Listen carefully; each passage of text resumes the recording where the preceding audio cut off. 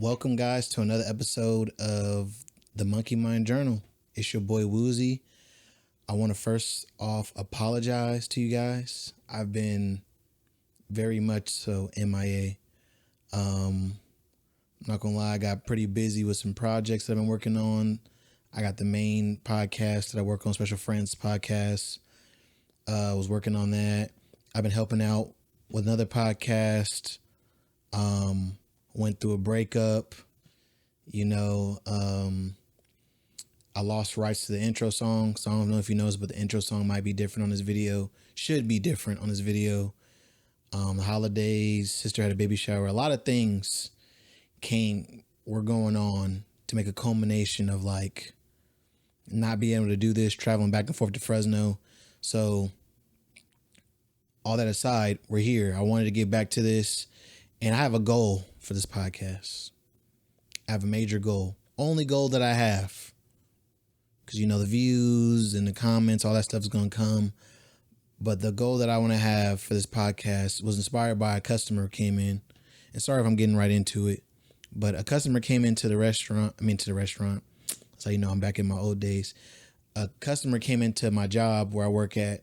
I'm a salesman for a diesel company, diesel services. And he was speaking, he does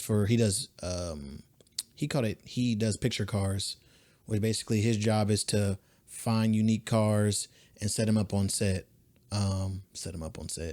And he was talking about the dream of any show is to get to syndication. So as someone who's in media, I've heard the word syndication in radio world, but I never knew what it meant. I knew that syndication had something to do with being worldwide, but I never knew the true definition. So I looked it up, and syndication, as far as TV shows, is when you finally get 100 episodes and you're basically allowed to be marketable. So when I thought about that, I wanted that to be the goal for this podcast, and I want to get to 100 episodes. I think that's a solid goal, and that's the only goal I want to have. So yeah, now my goal for this podcast, that don't mean. With that being said, if you're watching right now, do me a favor, like, comment, and subscribe if you're on YouTube. Subscribe to the email list if you want to get this video straight to your email. And also, if you're listening to this on Apple Podcast or Spotify, subscribe on there too. That doesn't mean I don't want subscribers. That don't mean I don't like views and likes like that. But again, my major goal is to get to 100 episodes. So subscribing and things like that will help me be more motivated to do such a thing. So if you came across this, comment how you found this, whether it be an Instagram reel or somebody told you about it. I want to know how you guys found this podcast. I think that would be pretty dope information to have. But yeah, let's get right into it pretty much. I do want to, before I get into any topics, I do want to kind of talk about, I sat down, I want to talk about what I did today, Saturday. Sat down with a nice, cool guy named Sue, 28 years old, goes to the church that I go to. And he was just a dope person, real hustler. It's crazy. You never know what somebody is going through or has gone through.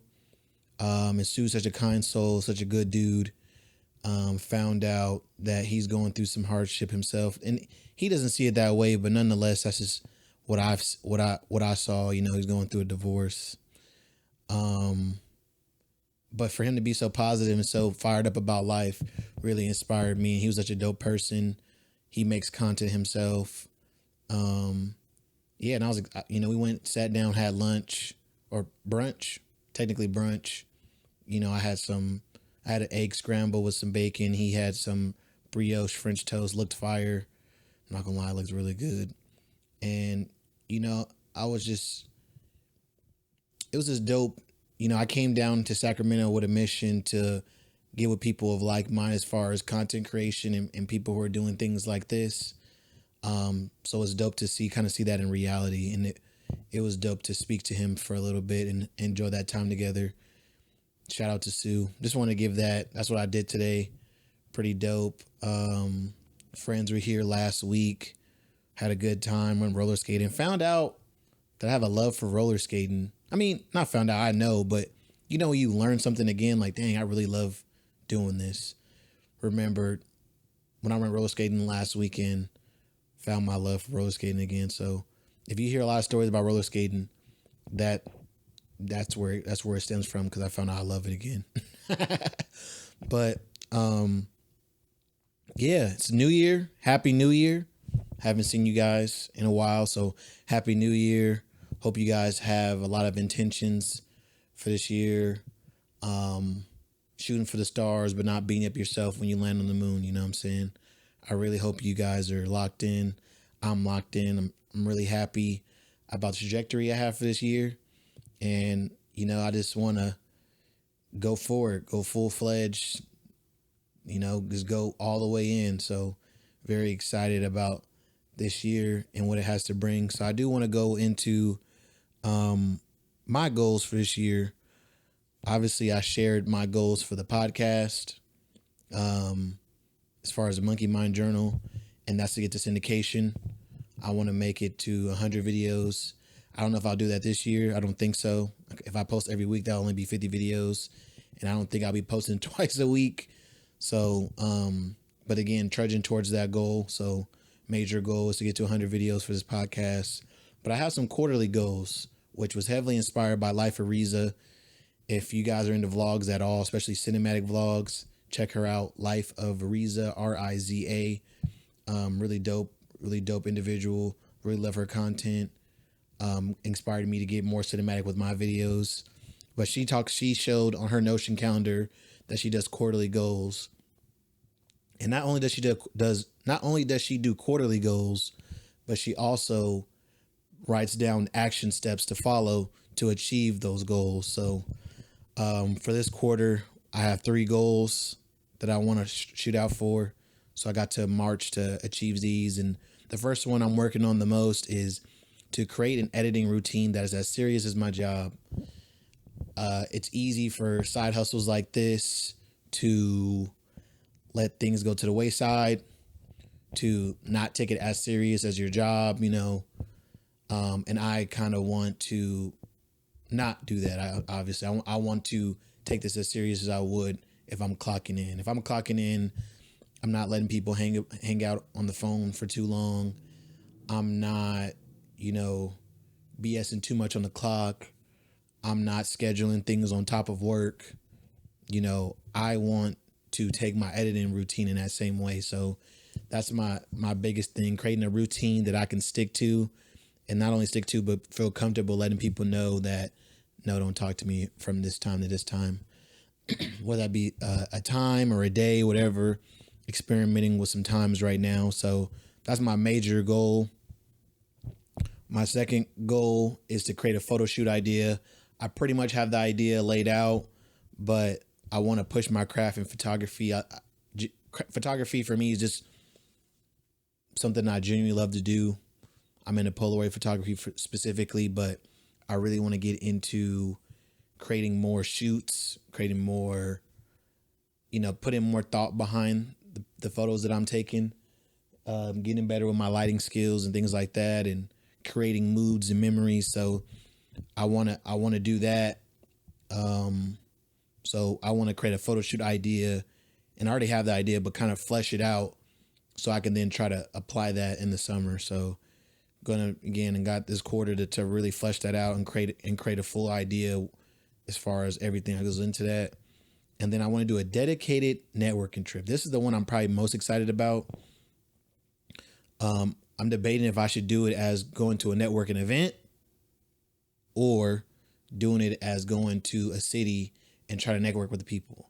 I think I'm going to try to do the networking with people first, you know, reach out to some people, let them know what I do, how I found them interested in, see if they want to sit down. Don't really want to, you know, be like, oh, we should make content while I'm out there. I mean, that would be dope, but I think I want to just really like get to know people on a friendship level. If they're willing, you know, I think, you know, we get caught up. I think I talked about that. I talked about this with Sue today. Sometimes we get caught up on oh, I need X amount of money to hire these people and blah, blah, blah. And we think we need a certain amount of money to get in connection with certain people. But as I experience life more, there's nothing, having a genuine relationship with somebody is worth way more than any amount of money you can give them. So I want to breed that this year and do these dedicated networking trips. I think they would be good. And if you're watching this and you're in a city somewhere, hit me up. I'm down to pull up and hang out and introduce me to the people that I'm here. I'm open to explore. I think that's something that's important to expand on. I think that'd be pretty dope. On top of just the goals I have for myself, I do have some challenges that I'm doing. It's a guy, I can't remember his name right now, but he got popular for creating this thing he calls monk mode. I've been following for a while. I tried the 75 hard, and while I enjoyed the little time, I never did the full 75 days because I'm not as disciplined as I would like to be. But while doing it, I found it was more of a deterrent to me being productive than it was helping me be productive. So I'm kind of putting off 75 hard for right now. Just don't fit my lifestyle that I'm living. So in line with that, I'm going into monk mode, which is similar in a sense as far as being focused on being productive. But 75 hard is all about, drinking a gallon of water, working out twice a day, reading books a certain amount of time. I can't remember the other rules of it, but those are the rules. Versus monk mode is about being aware, being present, meditation, being clear of mind. So no alcohol, no drugs, and working out again, just being in tune with your body and being as sharp as possible. And I think that's more in line with what I'm trying to achieve this year. So I'm heavy on the monk mode right now.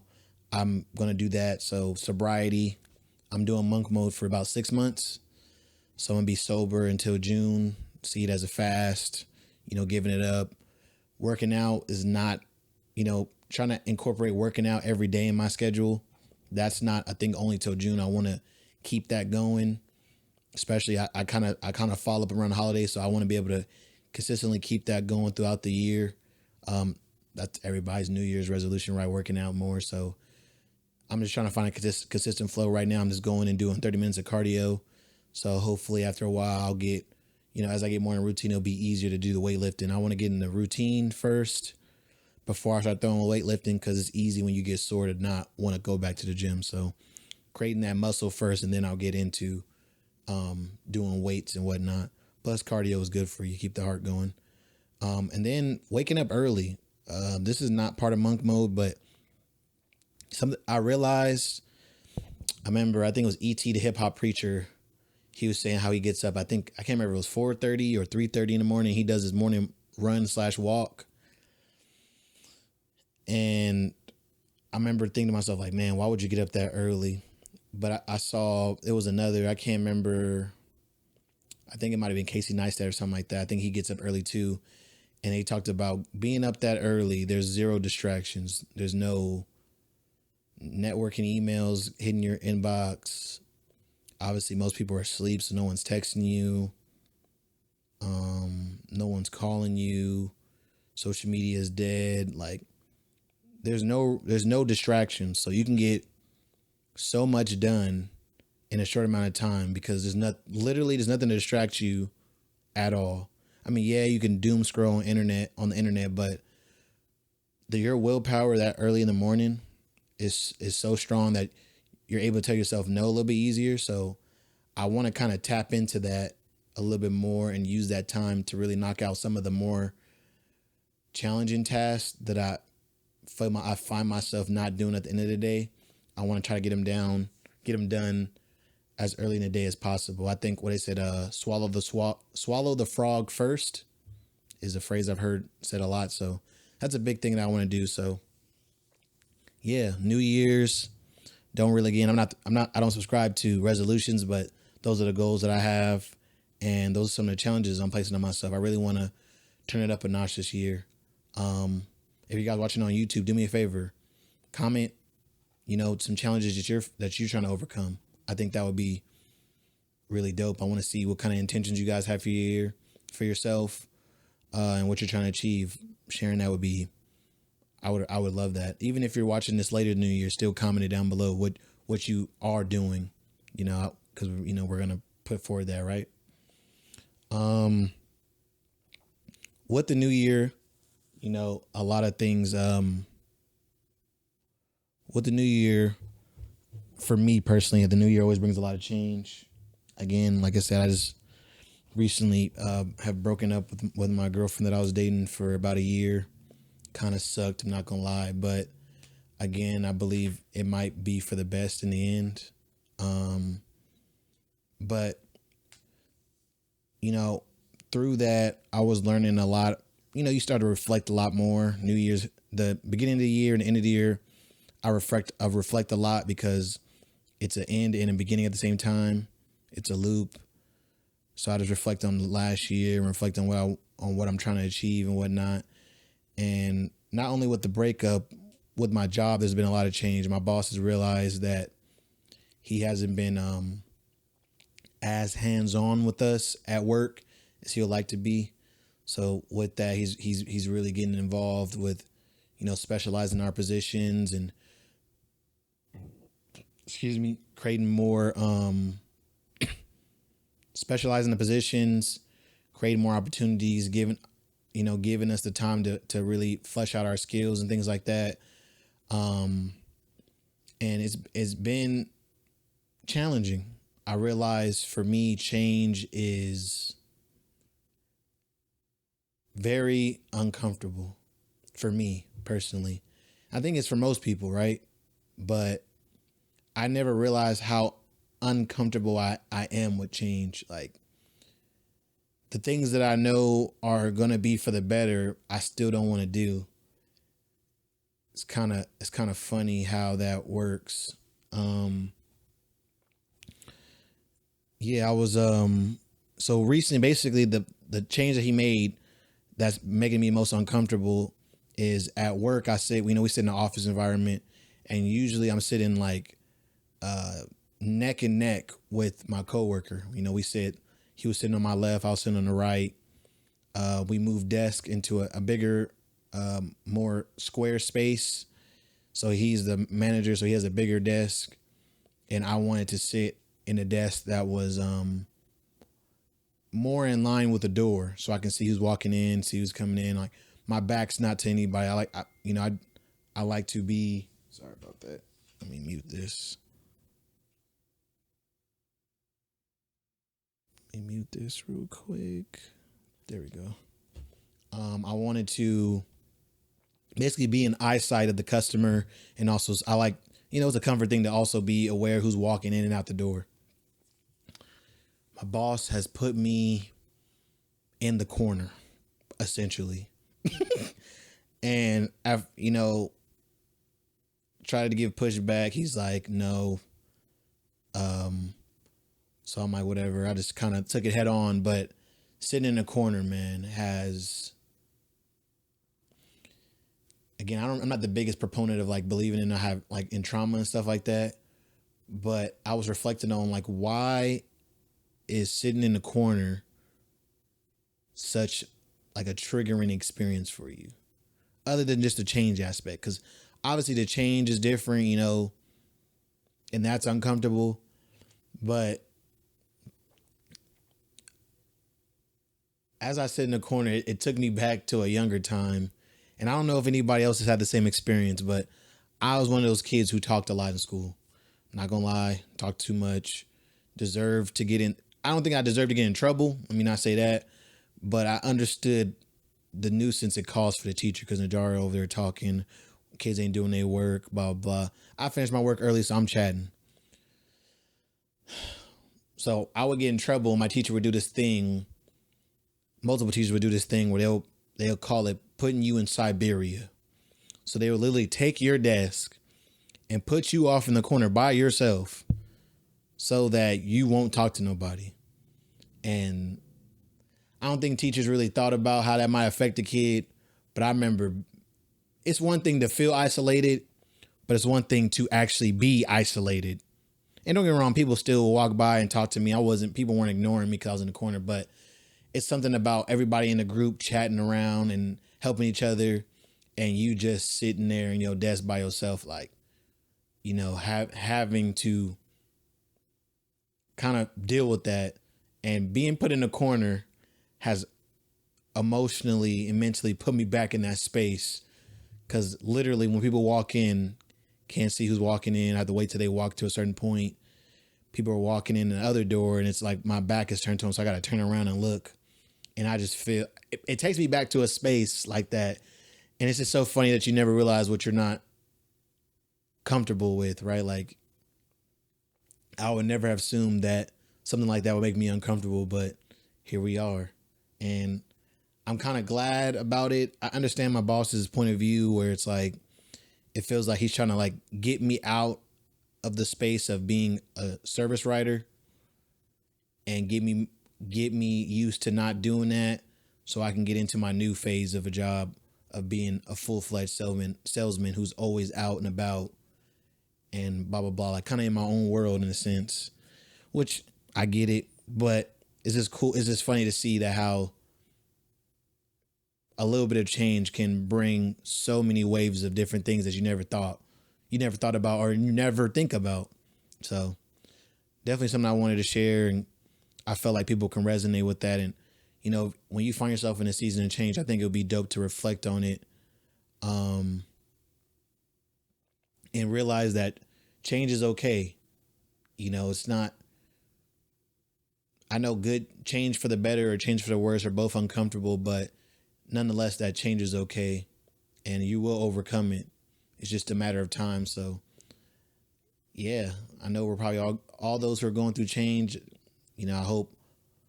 I hope hearing that other people are going through it helps you, and knowing that change is okay. It's normal. Things change every day. Things are changing that we don't even know. Sales are changing, everything. So being comfortable in this new season of change, I hope that brings some peace to you guys. I wanted to share that because, yeah, it's been a lot in this ghetto, as I tell Ari all the time. Yeah, I kind of want to go into some of the things that I've been seeing this week. Some topics that I want to really flesh out. So while I'm at work, I have a little speaker, and while I'm at work, I like to listen to stuff. So I have a little speaker, and while I'm listening to some form of podcast. Alex Hermosi's podcast is really good. Gary Vee is pretty good. Listen to the Roy Mall podcast. Listen to my own podcast. Subscribe. One of the major podcasts that I find myself going back to a lot is the Dave Ramsey's podcast. And the other day I was listening to it, and I can't remember if it was a husband or a wife. I think it was a husband.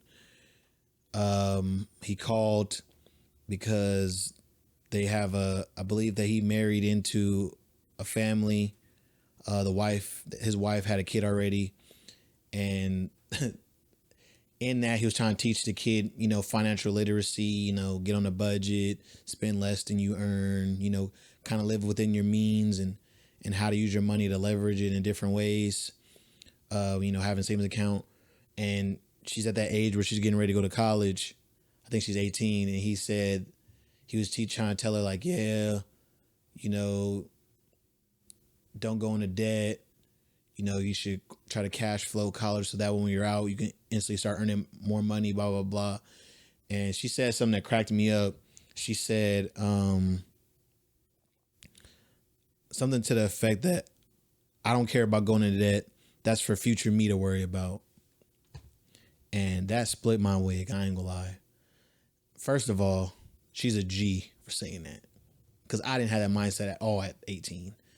Don't worry about it. Future me is going to deal with it. I'll let future me deal with that. Like, that's hilarious. But nonetheless, a flawed mentality, because if we applied that to everything, one, we would only make bad decisions. And at one point, it's all going to build up to a point where you have such a mountain of things that you have to deal with that future you ain't going to be able to even handle it unless you just believe in yourself so much where you're going to become a millionaire, which, you know, hey, some shout out to people who do that. But I think most of us aren't going to be able to achieve that. But I kind of wanted to expand on that. You know, even though I never had that mentality per se, I can relate to when I was younger when it comes to certain stuff where it's like, I'm not tripping on certain things because I'm going to be set up in a way that I don't got to worry about it. I'm not worried about, you know, trying to buy a house or anything like that because when I'm set, I'm going to be in a position later on in life that I'm going to be able to buy whatever house I want. Like, I'm not worried about working out because I'm going to be in a position later in life that I'm going to be able to work out every day. I'm not worried, blah, blah, blah, you know, fall down that rabbit hole.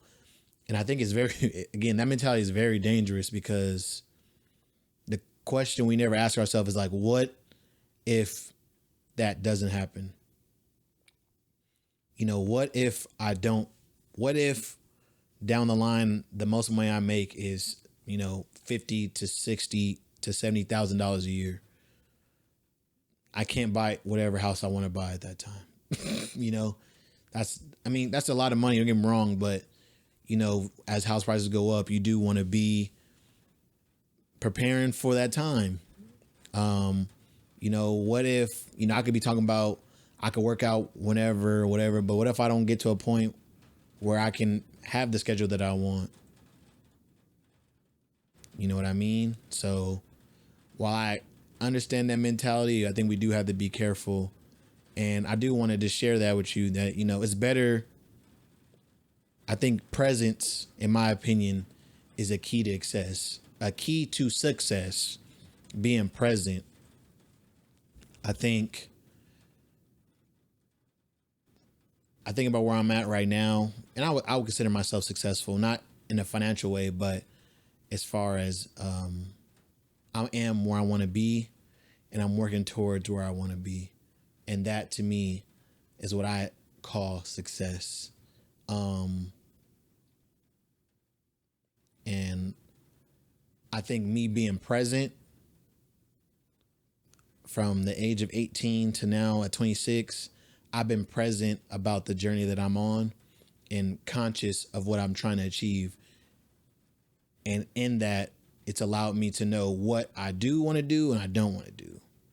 And I'm just not perfect. I'm definitely done things that I didn't want to do and definitely has put off stuff that I've been wanting to do. But nonetheless, I understand that working out is something that I do enjoy. So, and being present in that and realizing that I really do enjoy working out, especially because I think about from here to now, I've had seasons of consistently working out. I just enjoy it. I feel better and I look better.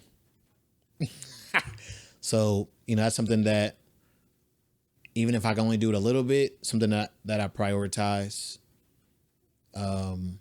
Budgeting, I feel more at ease and at peace when I have a budget.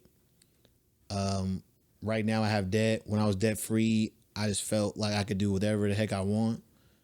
So with that being the case, I understand being present in that. I know a major thing for me, I'm not going to put off paying off my debt when I make more money. I want to, you know, take chunks out of that debt while I'm going forward, because what if I don't get a better job and then I have more debt? So why not pay the debt off now and be in a more comfortable place, a more peaceful space, and be able to do more with the money I make? So that way, when I do get to that point, I just got more resources, you know? So I thought it was funny to think about it. And I realize, I feel like a lot of people definitely run around with that mentality of letting future you take care of stuff. Don't be that person. You know, move. I think the recent Katt Williams interview on Club Shay, he talked about live every day. He lives every day like he gonna die that evening. You know, if we live with that mentality, we won't do some of the little things that we do. If I know I mean, you never know. You think you're gonna die, you might go into debt. But I hope you wouldn't do stuff like that. You know, if I knew, you know, if I was gonna die tonight and I wanted to leave the best version of myself, there's a lot of things that I would be doing that I don't do daily. So I kind of, even though I don't subscribe fully to that mentality, I do like the thought that it brings that, you know, you got to put your best foot forward every day because you never know, this might be your last. So why not be in the best shape possible? Why not have the most resources available to me at any given time? Why not, you know, X, Y, Z? So definitely a good thought I had that week on that. I wanted to share that. I was on Instagram, and I don't know if you have, if you haven't, you need to go check out that clip of Taraji P. Henson talking about her pay disparity. I think she didn't go too deep into it, but to see the emotional weight that it holds on her, kind of made me emotional. You know, it takes a lot to maintain a team for her, especially if you want to pay people. I imagine if you want to pay people what they're worth, it can be a lot to maintain a team. So she talks about how she's constantly had to take on jobs to keep her team up. And I didn't realize that was going to be such a divisive topic. You know, I realize there's two sides of people in this argument. There's one side where it's like, girl, you make millions of dollars. Your house is worth X amount of million. You get to travel and go wherever you want. Ain't nobody trying to hear about you not making more millions than you're already making. Like, you make multi-millions. Shut up. That's one side of people. And then there's the other side that are more principle based, where it's like, it's not about the money. It's the fact that she only gets paid a fraction of what she's worth compared to her counterparts. You know, she does the same work that her counterparts do, but yet she feels like she still has to compete to, yeah, basically right there. She has to compete to get what she's paid. It's not recognized that she's done multiple successful movies, and she shouldn't have to fight for what she's worth, you know? And I wanted to share that because I think it was DJ Vlad, the culture vulture himself, kind of talking about it. And he's more on the side like, you make millions of dollars. I don't make as much money as you, and I'm doing good, blah, blah, blah, blah. You know, that whole, that whole argument that was divisive. A lot of people was like, Vlad, can you stop talking on black women business? You know what I'm saying? You a white dude, you live in a different realm, and blah, blah, blah. But as I was thinking about it, I was trying to think, what is my position on this? And I'm pretty mixed up, honestly. Like, I understand on a deeply emotional level, you know, almost from a place of like, I don't have that type of money. So I resonate with the part where it's like, man, ain't nobody trying to hear you complain that you don't got enough money because you made, 10 million instead of, 20 million. Like, I'm not trying to hear that.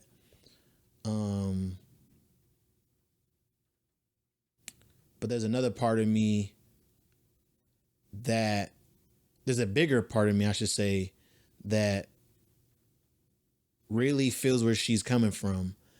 Again, I stick to the notion that Taraji P. Henson does not do less work than a Sandra Bullock. If anything, if she's doing more jobs, she's doing more work. So to do, no matter what, if Sandra Bullock does a movie or Taraji P. Henson does a movie, she still has to take the time to learn the role. She still has to get her body into a certain shape that they want the character to be in. She still has to, fly to these different places and do these jobs. She still has to remember the script. She still has to do all these different things that come with being an actress that her other counterparts would have to do if they got the same role. So I don't see this, I get it, to us, it's like, oh, it's not manual labor, but it's still a job. there's still an art to it. There's still a level of skill. Not anybody can just act like Taraji P. Henson. Like, let's be real. There's still a level of skill to it. And I think she should be recognized for that skill. I really resonate with her where it's like, you know, it's tough when you see somebody else doing the same thing as you and getting paid 2 to 3 times as much as you. Like, that can be an emotional burden, especially when you're doing it, quote unquote, right, as far as doing right by your team. I feel like, I don't know the industry. You know, some people feel like maybe she should have made different business decisions to leverage her money further, but not everybody can do that. So, you know, there's multiples of people who are just actors or actresses, and they can do it without having a production company, without, you know, XYZ. So why isn't she allowed that same luxury? So, you know, I feel for my girl. You know, I feel for Taraji P. Henson. I think she's valid in feeling the ways that she feels. And it speaks to the industry that we still got a lot of work to do. And as a Black person, it's another realization that we don't have the luxury of just kind of being complacent. We do have to think about how we're leveraging the resources that we have at all times. Because if not, we'll very much so be left in the dust. One more thing I want to share from this week. I don't know if you guys don't know, Louis Vuitton made Pharrell their designer for their men's collection after, you know, Virgil died. Rest in peace, the GOAT Virgil. You know, after he passed away, that we all thought about, everybody was in the fashion world was thinking, oh no, who they gonna replace? Like, who can replace Virgil? Who can replace Virgil? And they chose Pharrell. And some people were like, what? Pharrell? Really? This and that, whatever. But if y'all don't know, Pharrell's been in the fashion game for a long time. I mean, obviously, we all know Billionaire Boys Club. But again, we know, I think he got a brand too.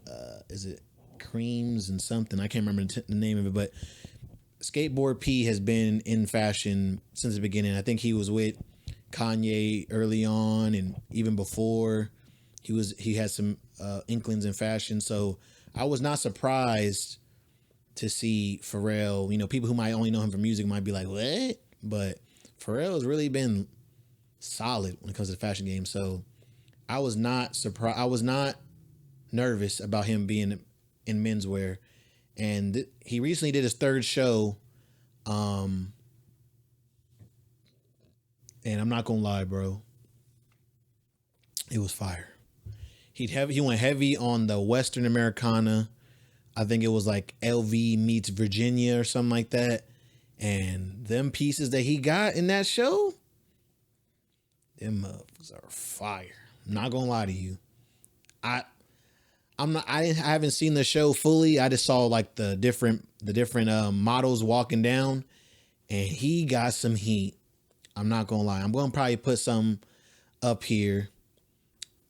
But Pharrell killed it with this one. They did some, I think he even partnered up with Timberland to make some boots and stuff like that. Like, it was really dope. He had like, he kind of went with this like, it's like workwear style.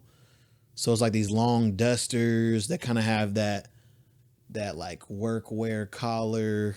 He has some of those farmhand jackets, like those like heavy duty.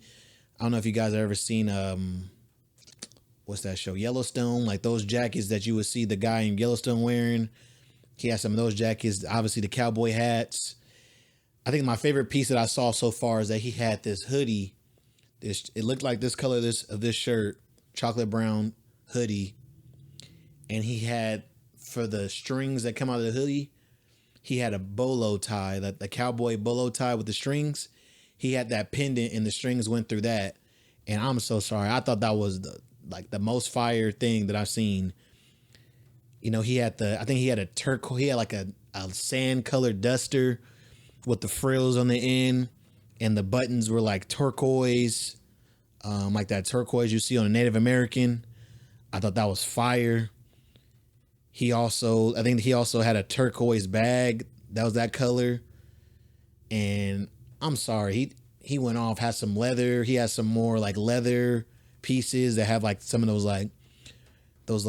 worn button looks. Like, man, he really went off, bro. So one of my favorite shows I've seen in a long time. I feel like the Prada men's kills it when it comes to men's shows. Louis Vuitton has had a couple good shows, but this is probably one of my favorites so far. Like, I've never been a big person who wanted Louis Vuitton. Like, I've always loved the brand and love what they do. I love how they have the ability to push ideas that most people wouldn't be able to do just because they're killing the market the way they do. They don't go on sale. A lot of mentalities that I love with Louis Vuitton, but these pieces really had me thinking like, ooh, man, I might want to buy a piece of Louis Vuitton. Like, I might have to break my bank. I think they had another one where it was like a cowboy hat with the branded LV on it. Like, it was some fire stuff. I'm not gonna lie. If you haven't checked it out, please go check out Pharrell's recent, show with LV, Louis Vuitton. It was fire. I'm excited. I can't wait to see who buys some pieces and rocks them. I can see that being rocked in a streetwear fashion. But I'm as someone who's a big fan of Polo Ralph Lauren, something about Americana is always going to tear me up. It's going to make me feel good. The boots were fire, hats were fire. I love dusters. I love long coats. I'm a tall guy, so very excited to see where we go. So I do want to get into some gems of the week. I got a couple of gems I want to share, not very many. But again, if you made it this far, do me a favor, like the video if you're on YouTube. Comment what you've learned so far, what you appreciated, your favorite topic, and subscribe. You know what I mean? I appreciate you. All of it helps, lets me know that I'm adding some kind of value to you guys and you guys are enjoying it. If you're listening to the audio version, do me a favor, subscribe if you haven't, and do me a favor, rate it. I don't know. I believe you can rate 5 stars on Apple Podcasts. I don't know if there's a rating system on Spotify, but if you can, rate it on there. Or like it, whatever you can do, it helps out a lot, and I very much appreciate it. But yeah, before all that, let's get into the gems. One of the gems that stood out to me, there's a brand, Idea Generation. They're like a content brand. I can't remember the name of it. I hate that it's slipping my head, but slipping my mind, I should say. I can't remember the name of the interviewer, but he used to interview for Complex on the Blueprint, but he went over to Idea Generation, and he now does that same style of interview with them. He recently interviewed King Push, and in that interview, Pusha T, I saw the clip recently on Instagram. Pusha T said something that really stuck out to me. I want to share with you guys. He was talking about when he makes music. He said, I make something so great that it competes with everything. I'm going to say that again. I make something so great that it competes with everything. And this concept for me really I really just enjoyed it. It really spoke to the soul and speaks to a motivation I have for this year to live with the highest level of excellence, like live it to my, try to be the best that I can be. Because, man, how many times do we try to make the best thing for our level, make the best thing compared to the people around us, the best thing in our niche, and what would things be like if we made something that competes with everything? And that don't mean that you're going to make, a Steven Spielberg movie or, a Tim Burton style movie, but what if you push yourself to that level every time? How much better would you get over time? How much dope products would you put out? How much more prouder would you be of the stuff that you're putting out? I know there's a couple of things that I put out where maybe looking back on it, I might be like, ooh, it's kind of rough. But I remember in those moments that I posted those videos, like, man, this is the best that I could do. And this came out dope. You know, this really came out fire. And I think having a mentality like that would ultimately help prevent you from even doing from things like burnout. Like if I'm constantly doing the best I can do and enjoying the process and, you know, just really getting it out, how can you not, you know what I'm saying, enjoy it? Like, man, that was fire. Can watch something with confidence and be like, that was fire. That was hot. Like that was not just the best.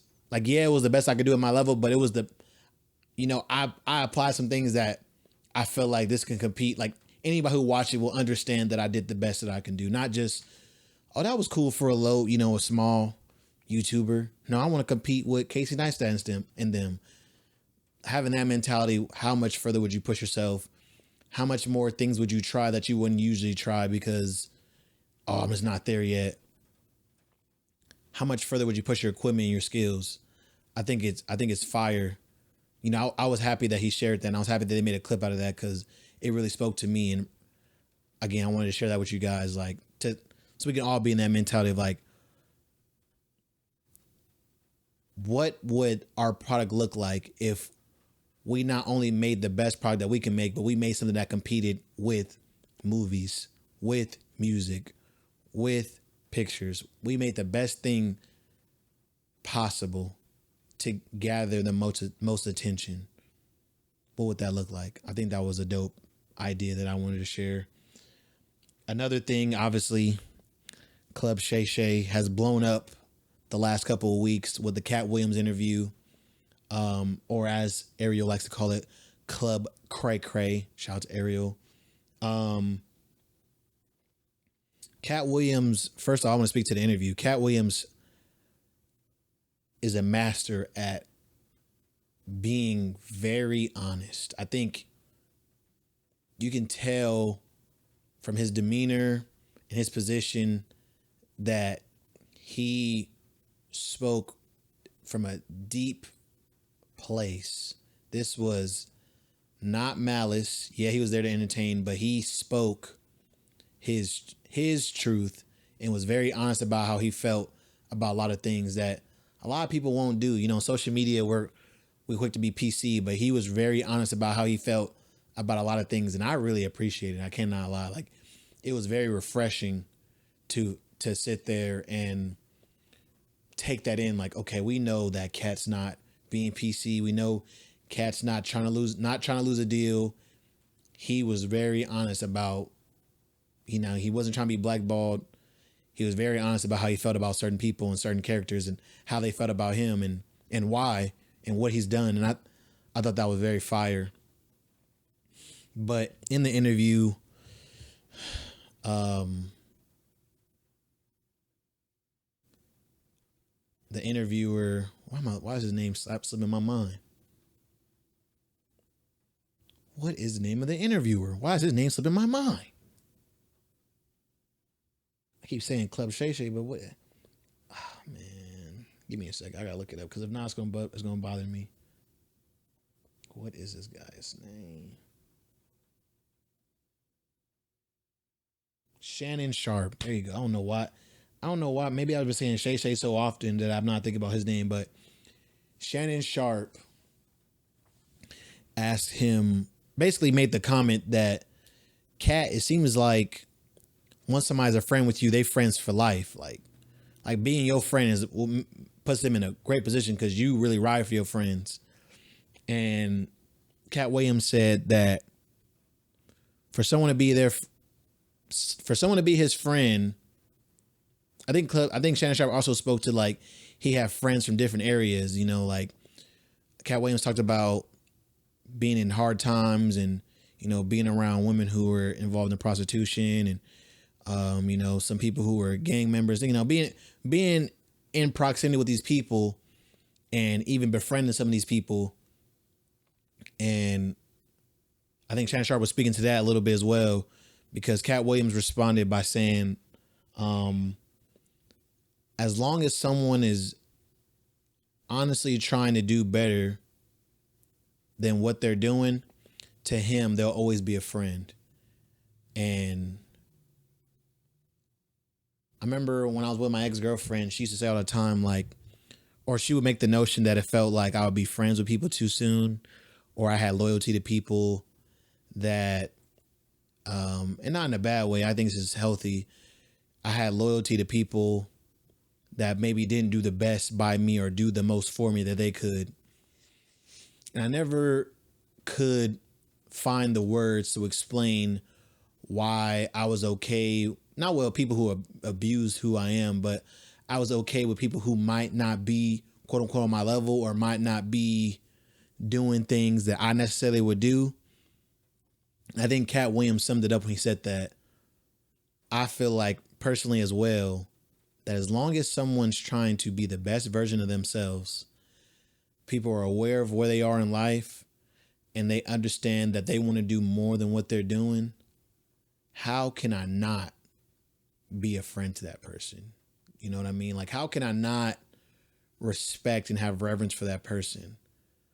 How can I not be loyal to a person? Because it takes a lot for a person to, one, even recognize where they're at, but two, recognize that there's so much more that they can offer to the world and actively try to seek that. So I really resonated with that. When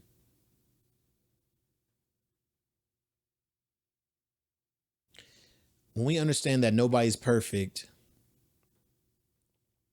because nobody's, everybody's done some level of dirt. Everybody has a little bit of darkness in them. It's just sinful. We all have sinful nature. So if we know that nobody's perfect, why would I not want to side with people or be friends with people who are trying to be the best version of themselves? Trying to understanding where they're at, but still striving to be the best version. Yeah, I'm not a gangster, but why would I not be friends? Why would I not befriend a gangster if he knows this is not a lifestyle I want to live? I want to turn this into something else, something that's more beneficial. I'd rather be friends with that person than someone who might look better as a businessman, but takes any chance to screw somebody over, I'm not, what word would I use? I don't subscribe to the semantics of it. We're all gross in certain ways. We're all bad in certain ways. So being the best version of yourself, understanding that you're trying to be the best version, because there could be a gangster, when we think of old school gangsters, not the new state, not the new age where people getting shot and killed and killing anybody they can, but the era where it's like, yeah, this guy might be selling drugs, but he's making sure kids are going to school safe. He's making sure to give turkeys to families in need.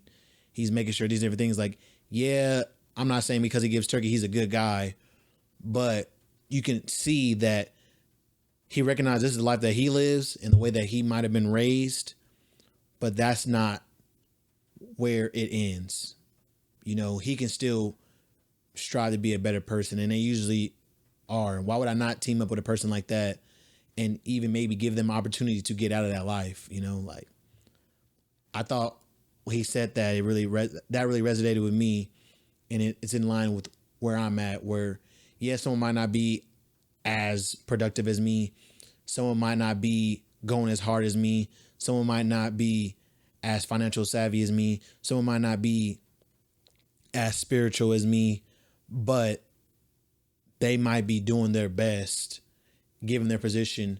And if they're doing that, I'll be your friend and support you. I don't give a care where you're at in life, because I see that you're trying to do way more than most people are. Some people get heavily complacent because they're doing a little bit better than most people. Like, I don't want to be friends with somebody who's complacent in any phase of life. I want to be with people who are trying to be the best version of themselves. And I feel like people who know that they're not in the best position usually have that mentality. So yeah, I'm locked in those people.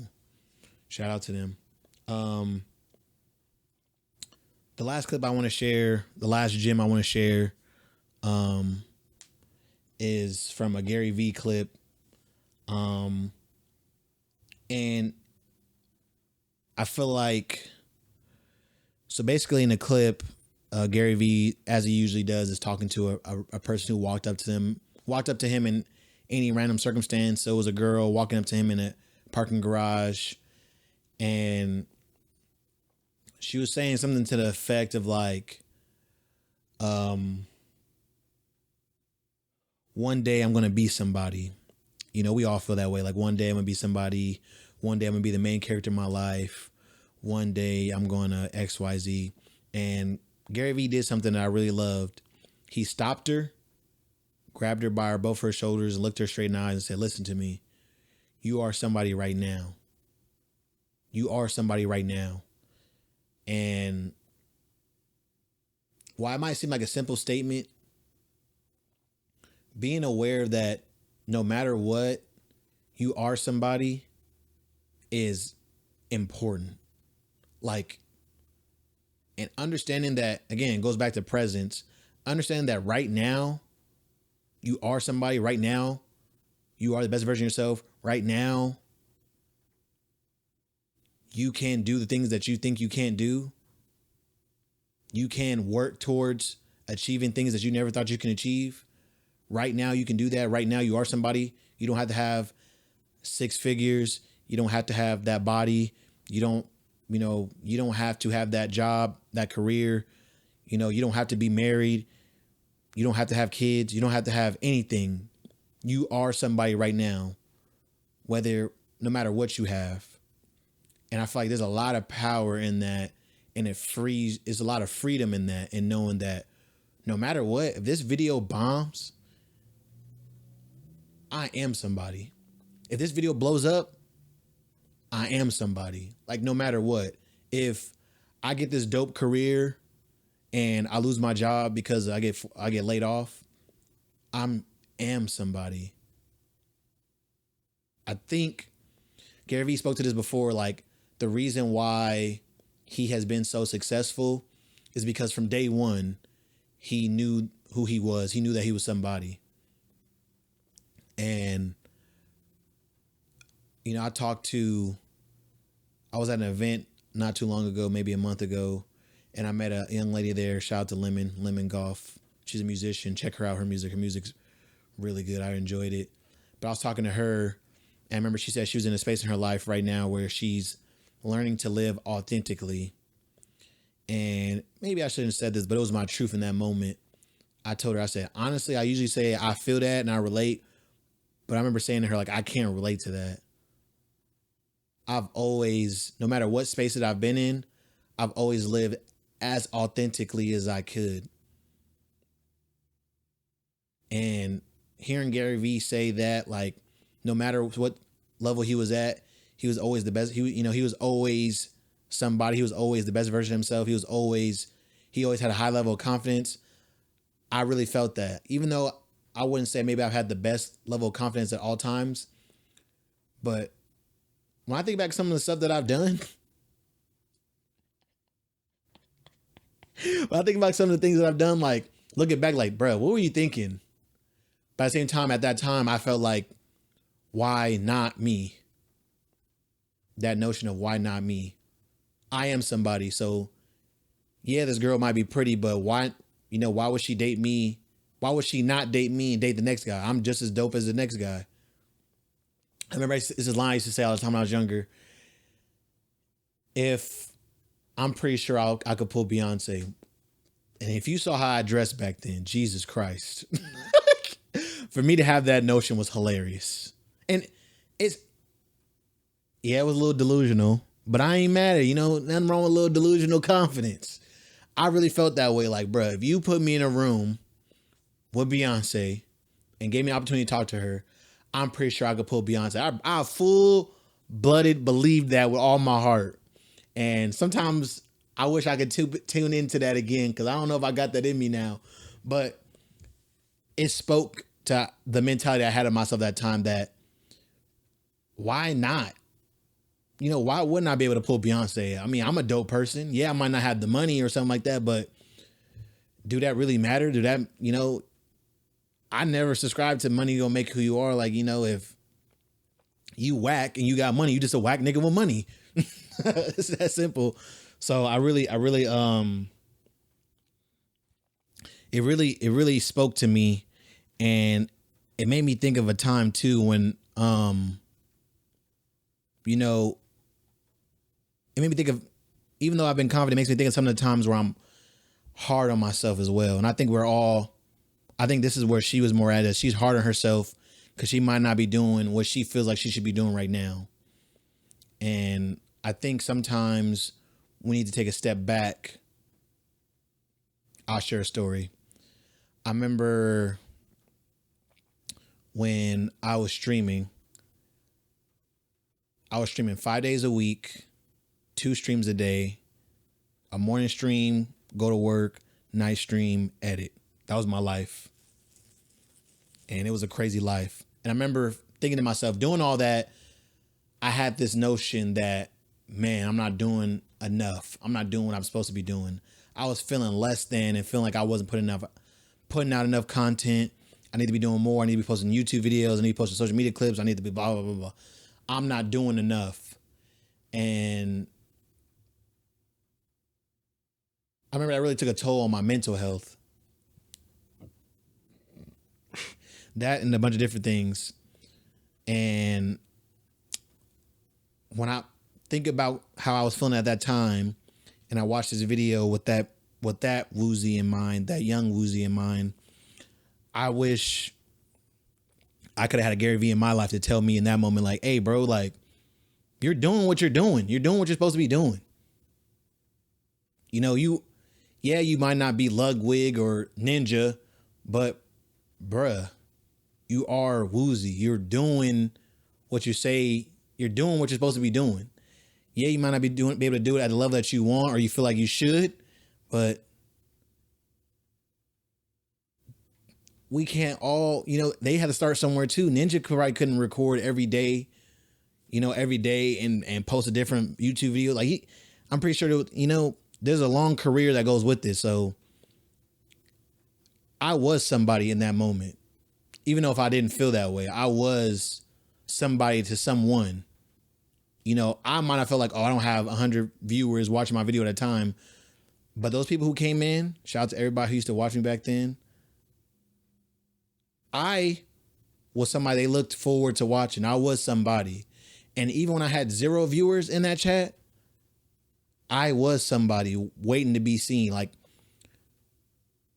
I didn't need the views. I didn't need the subscribers to let me know that I was somebody. I knew I was somebody. I was just waiting to be found. And I think that was something that I know now, but something I didn't realize then was like, I'm thinking that once I get these views and these subscribers and these followers and this money, I will then know that I'm somebody, because look at the world's telling me by the money and by the views and by the subscribers that I'm somebody. But I didn't know then, but I know now that no, I am somebody. I'm dope. I'm a dope person. I do dope things. I'm a genuine person. I have a way of carrying conversation. I have a way of speaking. I have a way of entertaining people. And in that, I'm somebody. So I'm just waiting for the world to catch up. Shout out to Miss Mariana. She's blowing up right now. But like she said too, she been somebody. The world just found out who she was. I've been somebody. I was somebody before I was Woozy. I was somebody when I was Najara. I was a dope person. I could pull Beyonce. So, I think if nobody told you today, I want you to hear, I want to look you in the camera and be like, and tell you that you are somebody right now. Whether you're the smallest guy at your company, moving yourself up the ranks, whether you are doing a sport and trying to get better at it, whether you are in your own content career and trying to gain followers and subscribers and gain attention, you are somebody right now. You are a dope person right now.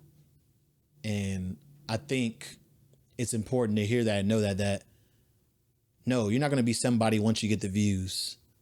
You are somebody right now. And we just don't know who you are right now. But once we do, we're going to realize how dope you are, like you already know. And if you don't know, you better figure it out. But yeah, guys, I think I'm gonna end the podcast here. I think that was everything. Not I think I know. I have no more topics. Those are all the gems that I have for the week. I hope you got something from this video. If you enjoy it, do me a favor, like the video, subscribe, comment something that stuck out to you, and let me know why it stood out to you. If you're listening to the audio version, do me a favor, like, comment, subscribe. If you're not already subscribed to the email list, to the newsletter. Newsletter is Monkey Mind Journal. It should be in the description, either on the podcast or on the YouTube video. Subscribe to it so that way you get this video straight to your email. I'm gonna start posting these on Mondays again. So if you want to be in that loop, go ahead and sign up to the newsletter. Yeah, I want to let you know too, if you got to the end, I appreciate you guys. Share this video with somebody who might enjoy it. You know, I want this to be an organic podcast. You know, I want to grow this naturally. I want this to be a real community. So if you enjoyed it and got something out of it, I want you to do me a favor and send this to the next person. Share this with somebody else. Share this with somebody, you know. As always, it's been a great time, and I'll catch you guys on the next one. Peace.